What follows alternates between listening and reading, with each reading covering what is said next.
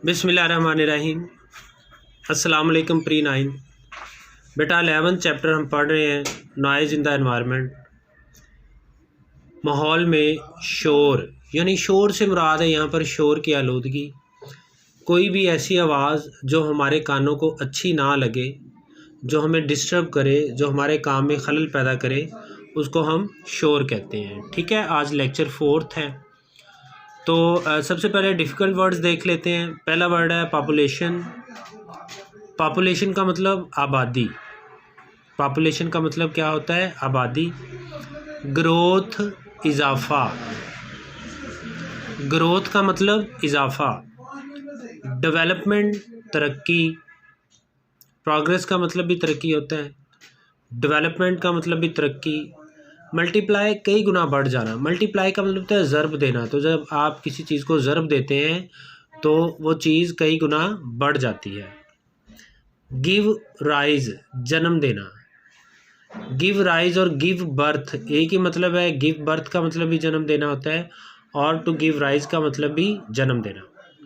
Unwarranted, unwarranted का मतलब होता है नामुनासिब, गैर मुनासिब या बेजा। बेजा का मतलब बिला वजह, बग़ैर किसी वजह के, गैर मुनासिब तौर पर या बग़ैर किसी वजह के या लापरवाही के अंदाज में किसी चीज़ का इस्तेमाल। हॉन्किंग, हॉर्न बजाना। हॉर्न बजाने को क्या कहते हैं? हॉन्किंग। उसके बाद है मशरूम ग्रोथ। मशरूम कहते हैं एक ऐसी चीज़ को। मशरूम का मतलब एक होता है एक तरह की ये खुम्बी है, जिसको उर्दू में खुम्बी बोलते हैं। ये खाते भी हैं कुछ लोग। मशरूम ग्रोथ, ये अम्ब्रेला टाइप होता है मशरूम। तो मशरूम ग्रोथ का मतलब होता है इजाफ़ा होना। जी बेटा, तो जैसे मशरूम बहुत ज़्यादा तादाद में ख़ुद ब खुद उग आती हैं किसी नम आलूद जगह पर, ऐसे ही मशरूम ग्रोथ का मतलब है बहुत ज़्यादा इजाफ़ा, बेतहाशा इजाफ़ा। रेजिडेंशियल, रिहायशी। रेजिडेंशियल कॉलोनी का मतलब होता है रिहायशी कॉलोनियाँ, यानी रिहायशी आबादी। कॉलोनी का लफ्ज़ी मतलब नौ आबादी होता है, नई बनने वाली आबादी को कॉलोनी कहा जाता है। तो रेजिडेंशियल कॉलोनी का मतलब रिहायशी नौ आबादियाँ, यानी नई आबादियाँ। एक्सपोज का मतलब होता है रिवील करना, ज़ाहिर करना, खोल देना, सामने ला खड़ा करना। रेजिडेंट्स, रिहायशी। रेजिडेंट्स रिहायशियों को कहते हैं, यानी वो लोग जो किसी जगह पर रिहाइश पजीर होते हैं उनको वहाँ के रेजिडेंट्स कहा जाता है। परमानेंट का मतलब मुस्तकिल। परमानेंट का मतलब होता है मुस्तकिल। अनअवॉइडेबल, नागुज़ीर। अवॉइड का मतलब होता है बचना, तो अनअवॉइडेबल का मतलब कोई ऐसी चीज़ जिससे बचा ना जा सके, जिससे अवॉइड ना किया जा सके, उसे अनअवॉइडेबल कहते हैं। नागुज़ीर, जिससे बचा ना जा सके। सोर्स का मतलब ज़रिया या ज़राए। सोर्सी, ज़राए, सोर्स, ज़रिया। कॉलोनीज़, आबादियाँ। मैंने आपको जैसे पहले बताया है कि जो न्यू आबादियाँ होती हैं उनको कॉलोनीज़ कहा जाता है, नई आबादियों को। ठीक है बेटा, ये कल जो हम पैराग्राफ पढ़ रहे थे उसके डिफ़िकल्ट वर्ड्स के मीनिंग्स हैं। अब इसकी रीडिंग पढ़ते हैं। ये बेटा हमने कल 3rd पैराग्राफ हाफ पढ़ा था, कम्युनिटीज़ तक। इसके आगे हम आज कंटिन्यू करेंगे। विद द पॉपुलेशन ग्रोथ, आबादी में इजाफे के साथ, एंड डेवलपमेंट और तरक्की in urban areas. Urban areas का मतलब शहरी इलाके। ये वर्ड आपने ऊपर भी पढ़ा हुआ है। With the population growth and development in urban areas, शहरी इलाकों में तरक्की और आबादी में इजाफे के साथ, द व्हीकुलर ट्रैफिक, गाड़ियों की आमदोरफ्त। ट्रैफिक का मतलब आमदोरफ्त, व्हीकुलर का मतलब गाड़ियों की, हैज़ ऑल्सो मल्टीप्लाइड, कई गुना बढ़ गई है। ठीक है, आबादी में इजाफे और शहरी इलाकों में तरक्की के साथ गाड़ियों की आमदोरफ्त कई गुना बढ़ चुकी है। Present perfect, traffic has also multiplied, कई गुना बढ़ चुकी है। दिस हैज़ गिवन राइज, ये भी प्रेजेंट परफेक्ट है। दिस, इस चीज़ ने, हैज़ गिवन राइज, जन्म दिया है, टू नॉइज़ पोल्यूशन, शोर की आलूदगी को।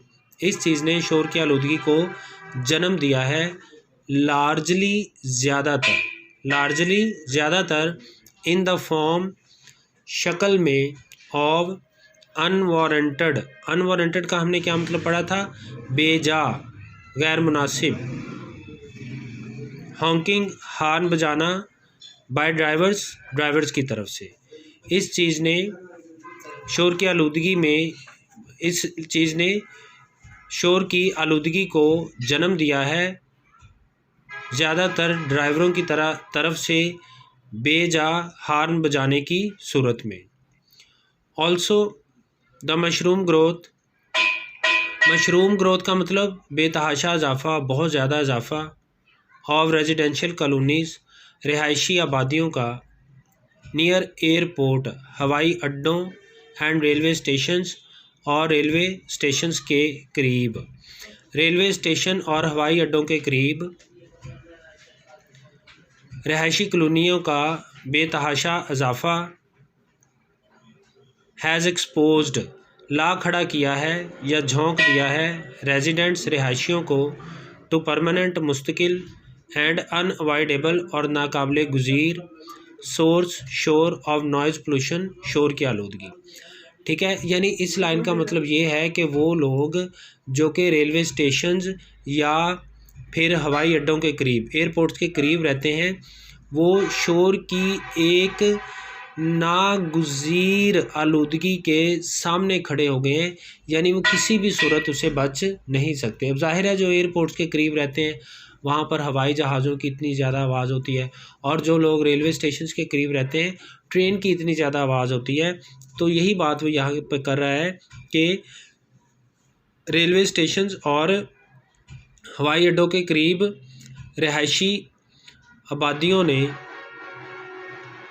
रिहायशियों को एक मुस्तकिल और नागुज़ीर शोर के ज़राए के सामने ला खड़ा कर दिया है, यानी उनको एक ना बचने वाली शोर की आलूदगी के सामने ला खड़ा किया है इन आबादियों ने। वो आबादियाँ जो कि रेलवे स्टेशंस और हवाई अड्डों के करीब हैं, वहाँ के जो रिहायशी हैं वो किसी भी तरह से इससे बच नहीं सकते।